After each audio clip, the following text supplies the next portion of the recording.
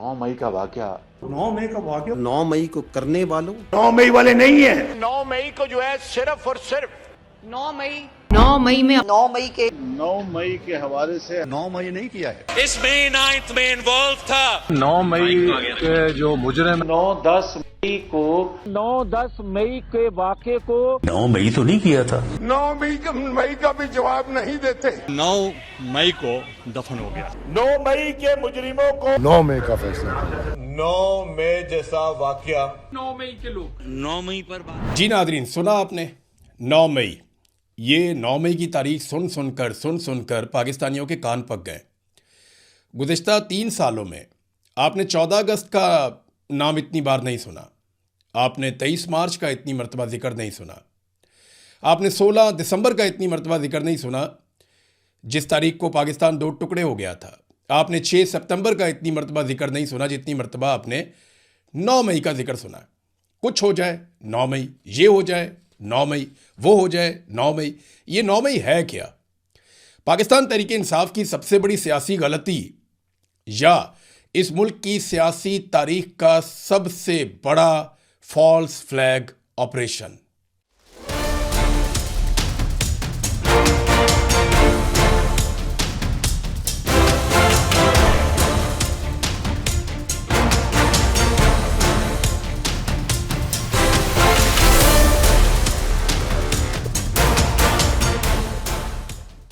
बिस्मिल्लाहिर्रहमानिर्रहीम। अस्सलाम वालेकुम नादरीन, आप यूट्यूब चैनल देख रहे हैं। मैं इमरान खान हूं और ये एक स्पेशल डॉक्यूमेंट्री है 9 मई के हवाले से। नादरीन, आज हुकूमत से या मौजूदा रजीम से कुछ भी गलत हो जाए, ये हुकूमत 9 मई के पीछे जाकर छुप जाती है। हम इन चीज़ों पर तफसील से बात करेंगे, मगर इससे पहले हम देखते हैं कि 9 मई का वाकया असल में है क्या। लेकिन एक मिनट ठहरे, इससे पहले मैं आपको एक खबर दिखाता हूँ। ये देखिए खबर, ये एक्सप्रेस न्यूज़ पे छपी है और ये खबर है 9 मई की सुबह की। 9 मई को दोपहर को इमरान खान साहब को गिरफ्तार किया गया, लेकिन सुबह जो खबर छपी वो एक दिन पहले ISPR की जानिब से जारी की गई। पाकिस्तान तहरीक इंसाफ के चेयरमैन के आला फौजी अफसरान पर इल्ज़ामात नाकाबिल कबूल हैं। इदारा झूठे और गलत प्रोपेगेंडे के खिलाफ कानूनी चाराजोई का हक महफूज रखता है, ये फौजी तर्जुमान ने कहा। बगैर किसी सबूत के चेयरमैन PTI ने हाजिर सर्विस फौजी अफसर पर इंतहाई गैर जिम्मेदाराना और बेबुनियाद इल्ज़ाम आयद किया, जो काबिल मज़म्मत और अफसोसनाक है। 1 साल से फौजी और इंटेलिजेंस एजेंसियों के एहलकारों को सियासी मकासद के लिए निशाना बनाया जा रहा है। सियासी रहनुमा कानूनी रास्ते का सहारा लें और झूठे इल्ज़ामात लगाना बंद करें। ये 9 मई की सुबह खबर लगी है अखबारात में। यानी अपना मूड बता दिया पाकिस्तान के सबसे बड़े ताकतवर इदारे ने, जिनके पास बंदूक है, पाकिस्तान की मिलिट्री एस्टेब्लिशमेंट ने, उनका ISPR जो तर्जुमान है, उन्होंने सुबह बता दिया अखबारात के अंदर कि उनका मूड क्या है। और वो इमरान खान के बारे में, एक सियासी रहनुमा के बारे में बराह रास्त एक स्टेटमेंट जारी करते हैं और अखबारात को कहा जाता है कि इसको फ्रंट पेज पे छापा जाए। अब ये खबर छप जाती है। इमरान खान साहब को आइडिया था कि आज दिन को उनके साथ क्या होने वाला है। आ जाते हैं 9 मई के दिन क्या हुआ।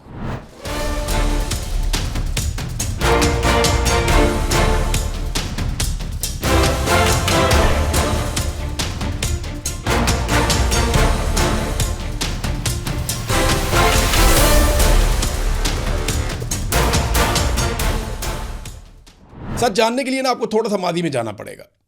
9 मई 2023 को इमरान खान साहब अपने घर से निकले अदालत में पेश होने के लिए।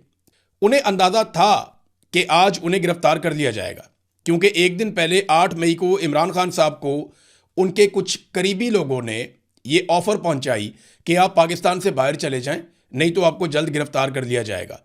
इमरान खान साहब ने डील लेने से इनकार कर दिया और अदालत में पेशी की हामी भरी और अगली सुबह इमरान खान साहब अदालत में पेश होने के लिए निकल गए।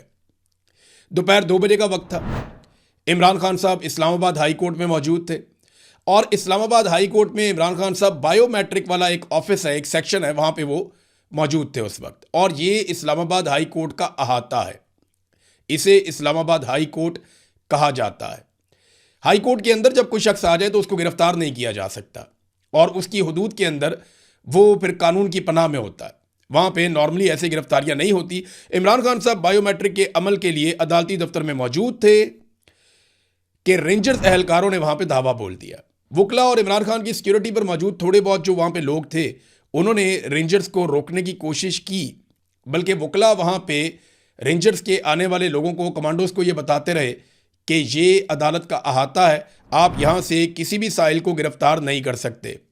मगर आने वाले कमांडोज को सिर्फ और सिर्फ इमरान खान को पकड़कर लाने का हुक्म था। काफ़ी धक्कम पेल के बाद शीशे तोड़ दिए गए। इमरान खान साहब इस दौरान बिल्कुल पुरअमन और पुरसकून रहे। उनकी वो वीडियो आज भी मौजूद है। उन्होंने ताकत का जिस जरूरतमंदी के साथ सामना किया, जिस हौसले के साथ वो वहाँ बैठे, उनके चेहरे पर बिल्कुल इस्तराब और परेशानी नहीं थी और ये चीज़ उनके मुखालफीन के लिए बहुत अलार्मिंग थी। बहरहाल शीशे तोड़ के, दरवाजे तोड़ के रेंजर्स के लोग अंदर दाखिल हुए और उन्होंने इमरान खान साहब को गिरफ्तार कर लिया।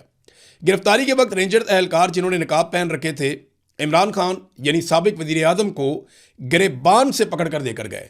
उनके गिरेबान पर हाथ डाला गया और उसकी तस्वीर और वीडियो बनाकर पूरे पाकिस्तान के टीवी चैनल्स को भिजवा दी गई।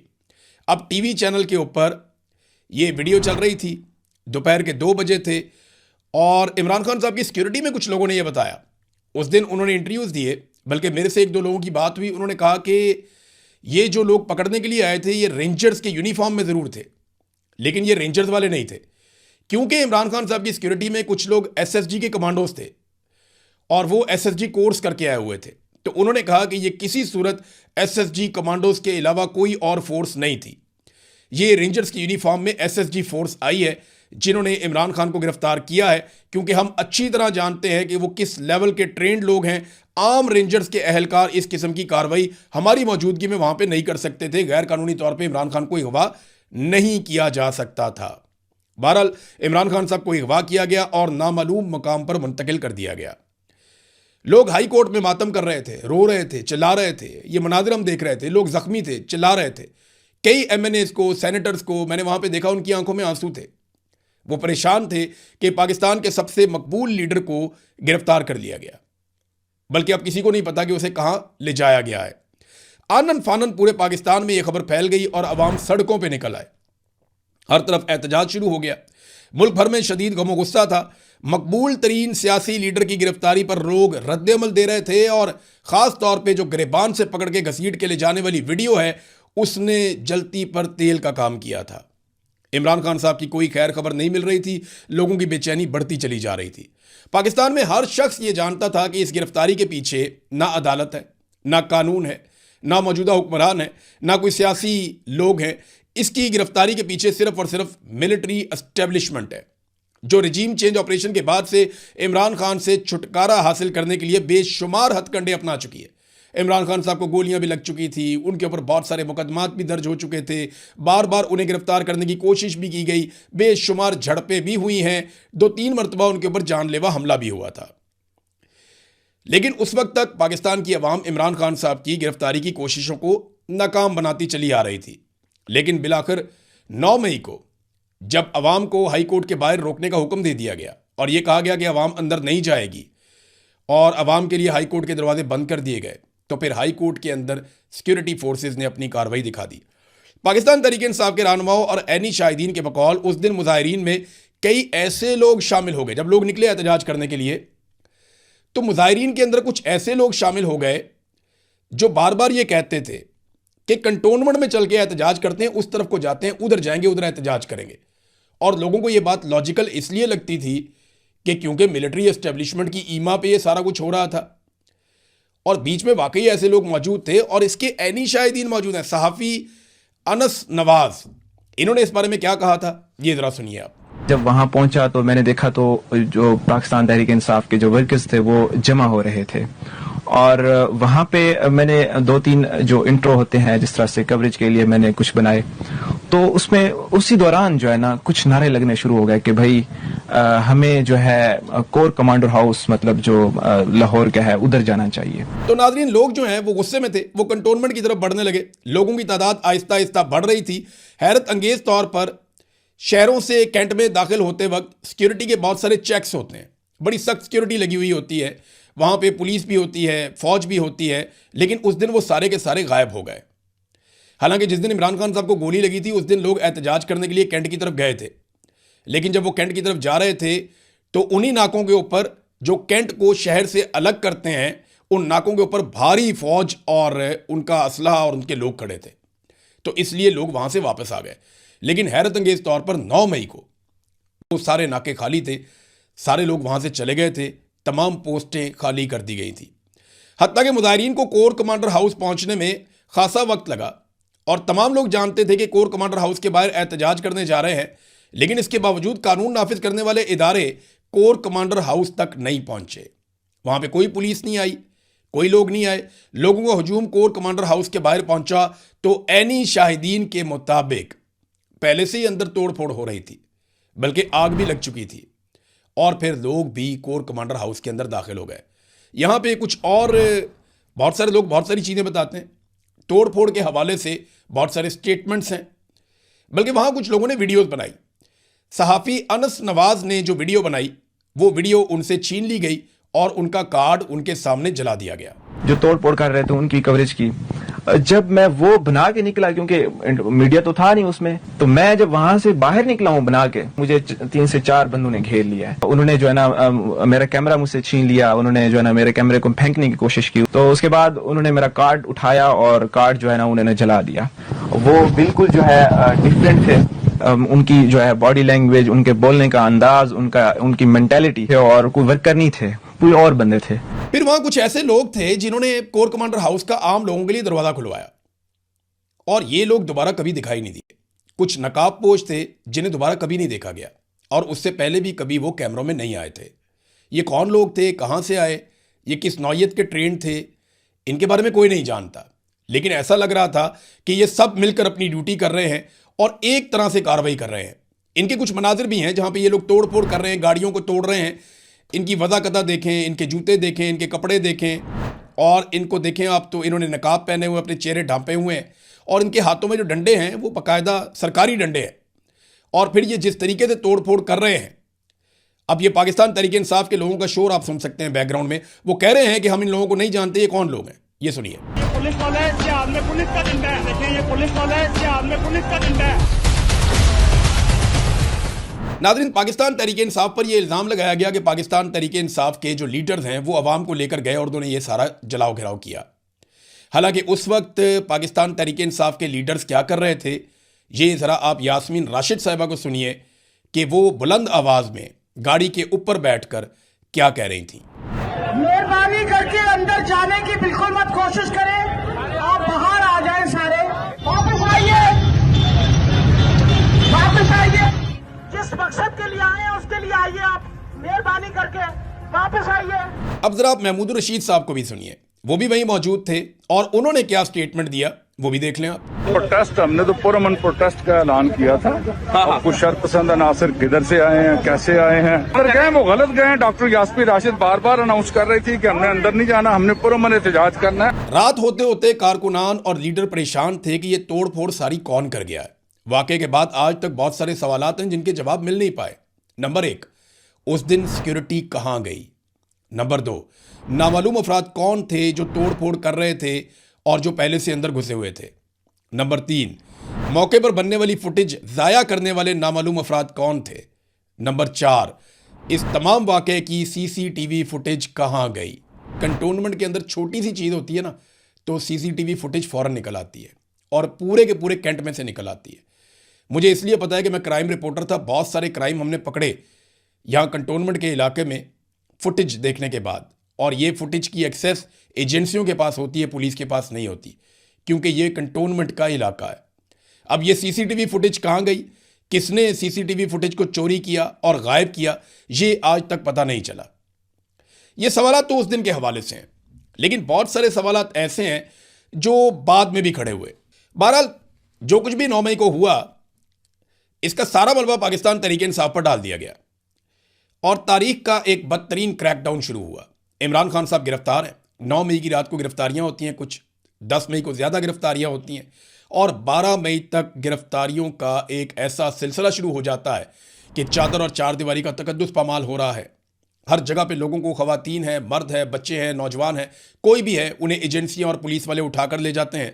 हज़ारों कारकुनों को गिरफ्तार किया गया। पाकिस्तान तहरीक इंसाफ के बकौल लगभग 20,000 से ज़ायद पाकिस्तान तहरीक इंसाफ के कारकुनान और लीडरान गिरफ्तार हुए। खवातीन की बेहुरमती की गई, सड़कों पे उन्हें घसीटा गया, चादर और चार दीवारी का तकद्दुस बार बार पामाल किया गया, सैकड़ों अफराद को जबरी तौर पर लापता कर दिया गया, उन पर बदतरीन तशद्दुद हुआ, लोगों को पाकिस्तान तहरीक इंसाफ छोड़ने पर मजबूर किया गया। वैसे तो 9 मई के 2 दिन बाद सुप्रीम कोर्ट ऑफ पाकिस्तान ने इमरान खान साहब को आज़ाद कर दिया, उन्हें छोड़ने का हुक्म जारी कर दिया, क्योंकि हाई कोर्ट के अहाते के अंदर से इमरान खान साहब की गिरफ्तारी ही गैर कानूनी थी। अब ये जो गैर कानूनी अमल हुआ, जिसकी वजह से पूरे मुल्क में एहतजाज की लहर चली, इस गैर कानूनी अमल के लिए कौन जिम्मेदार है, इसकी इंक्वायरी शुरू होती है और इस्लामाबाद हाई कोर्ट में इसका केस लग जाता है। आज तक इस केस की सुनवाई नहीं हुई। 9 मई के ऊपर पूरा बयानिया बना लिया गया, 9 मई 9 मई 9 मई, आप बार बार सुनते रहे, लेकिन आज तक कभी अदालत ने यह जानने की कोशिश नहीं की कि वो किसका हुक्म था जिसके तहत रेंजर्स घुसती है इस्लामाबाद हाई कोर्ट में और एक साबिक वजीर आजम को गिरबान से पकड़ के ले जाती है। आज तक इस सवाल का जवाब इस्लामाबाद हाई कोर्ट ने तलाश नहीं किया और ना इस सवाल का जवाब पाकिस्तानी को हमको मिला। यानी जो गैर कानूनी हरकत फसाद की जड़ बनी, उस पर आज तक किसी किस्म की कोई पेशरफ्त नहीं हुई। नादरीन, कुछ सवालात 9 मई के बाद भी पैदा हुए। नंबर 1, जिन लोगों ने प्रेस कॉन्फ्रेंस कर दी, इमरान खान को छोड़ दिया, वो बेगुनाह हो गए, और जिन लोगों ने प्रेस कॉन्फ्रेंस नहीं की और इमरान खान को नहीं छोड़ा, वो जेलों में चले गए, गिरफ्तार हो गए, उनके कारोबार तबाह हो गए।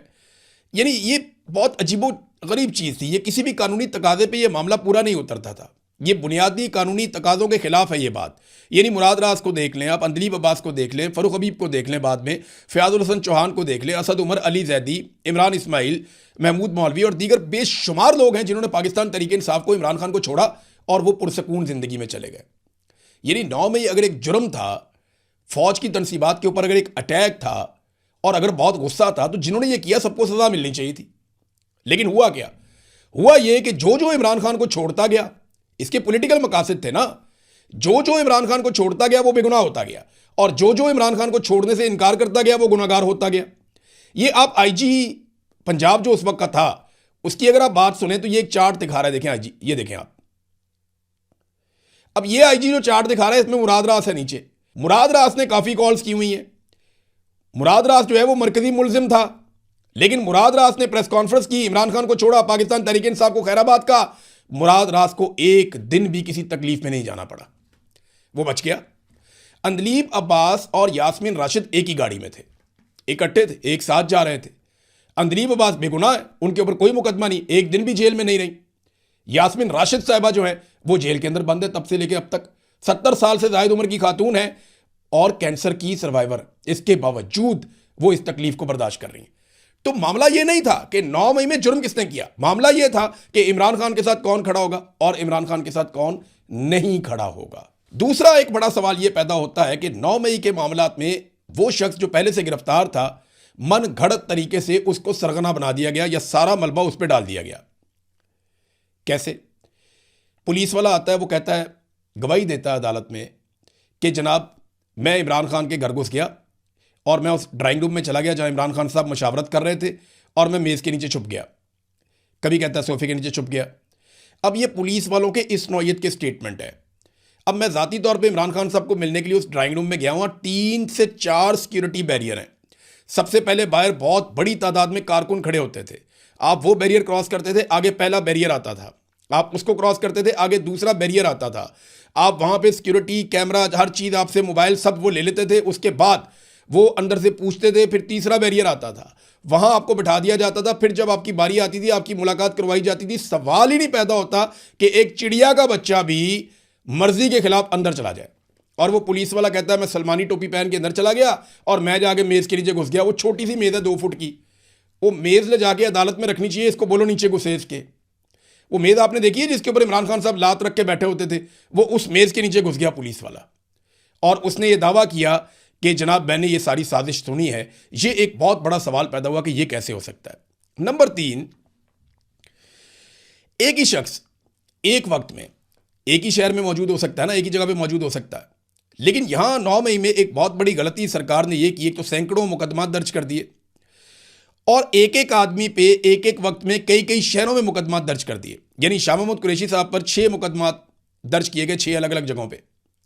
यास्मीन राशिद के साथ ये किया गया, उमर अयूब साहब के साथ ये किया गया, शिबली फराज, जरताज, गुल, एजाज चौधरी, महमूद रशीद उमर सरफराज चीमा, हमाद अजहर, मुराद सईद, शहबाज गिल, जुल्फी बुखारी, ये दोनों पाकिस्तान से बाहर थे। इन पे पाकिस्तान में कई मुकदमा दर्ज हो गए। आलिया हमजा, सनम जावेद, ये एक जगह पे थे लेकिन इनके ऊपर डिफरेंट शहरों में अलग अलग जगहों पे मुकदमे दर्ज कर दिए गए कि ये वहां पे भी तबाही फैला रहे हैं, वहां पे भी तबाही फैला रहे हैं, वहां पे भी तबाही फैला रहे हैं। How is it possible? क्या ये मुमकिन है? ये किसी जुरिस्प्रूडेंस में आप साबित नहीं कर सकते, ये पॉसिबल नहीं है। आप क्रिमिनल लॉ के ये बात खिलाफ है, लेकिन इस किस्म के मुकदमा बनाए गए जिससे एक बहुत बड़ा सवाल पैदा हो गया। चौथा एक बहुत बड़ा सवाल पैदा हुआ कि जजेस के ऊपर शदीद तरीन दबाव डाला गया 9 मई के मुकदमात में लोगों को फिक्स करने के लिए। मियांवाली में 9 मई के मुकदमात में एक जज साहब थे मोहम्मद अब्बास। ISI वालों ने फैसला जब वो देने वाले थे तो उनसे मिलने की ख्वाहिश का इजहार किया, उन्होंने इनकार कर दिया। तो जज साहब और उनकी फैमिली को धमकाया गया। जज साहब ये बात रिपोर्ट करते रहे। घर का गैस का मीटर उड़ा दिया गया, जाली बिल भिजवाए गए, अहले खाना को सवालनामे भिजवाए गए, अदालत के बाहर फायरिंग से ट्रांसफार्मर एक उड़ा दिया गया, और जिस दिन जज साहब ने फैसला करना था उस दिन अदालत की नाकाबंदी करके रास्ते ही बंद कर दिए गए। मगर फिर भी जज मोहम्मद अब्बास साहब ने इंसाफ कर दिया।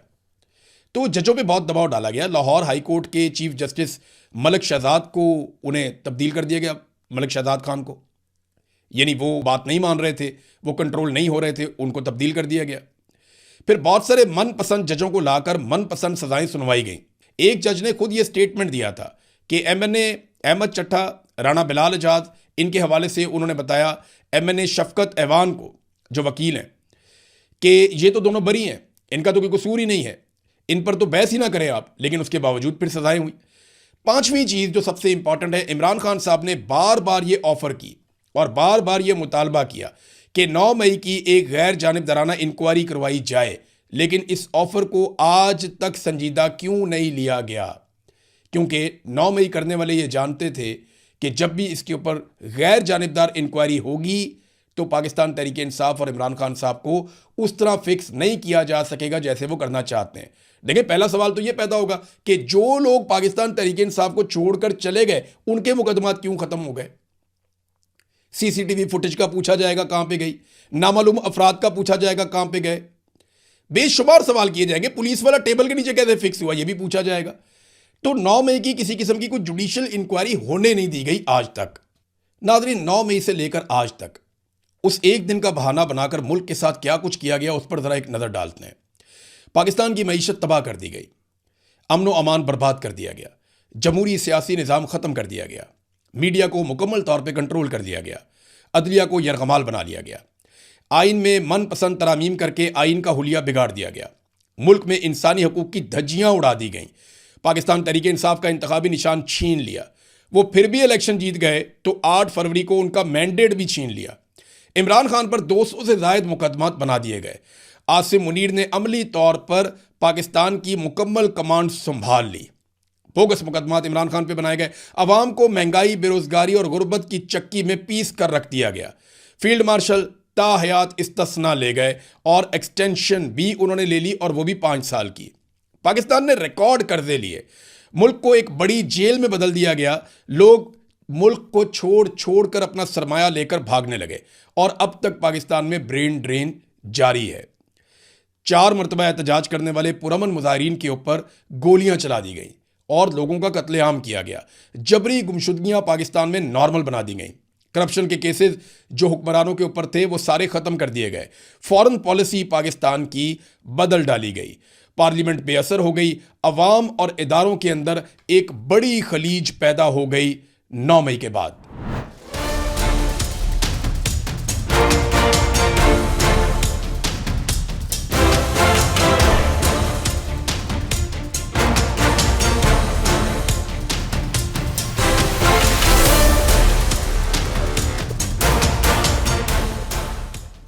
पाकिस्तान तहरीक इंसाफ से उसकी जीती हुई मखसूस नशिस्तें भी छीन ली गईं और ऐसे बांटी गईं जैसे माले गनीमत बांटा जाता है।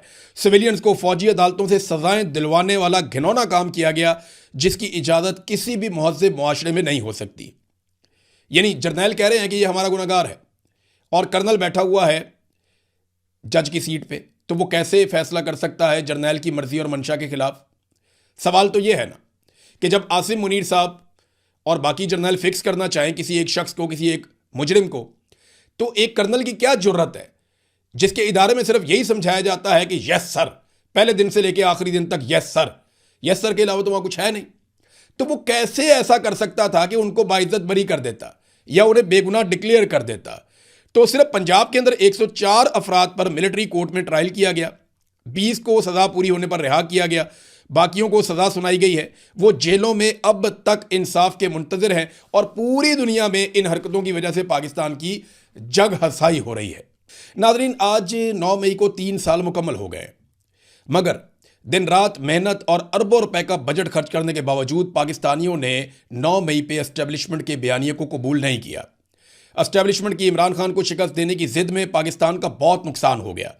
साबिक वजीर आजम आज भी जेल में है, उसकी बिनाई ज़ाया हो रही है और यह बात खुद सरकार बता रही है। 9 मई का बयानिया इमरान खान के हमवतनों ने 8 मई को दफन कर दिया था।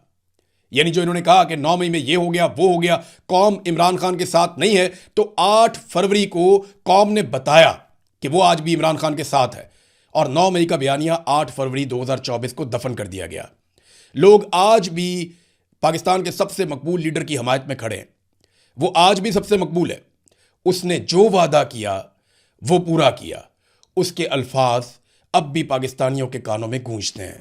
मैं आखिरी सांस तक इस जुल्म के निजाम का मुकाबला करूंगा।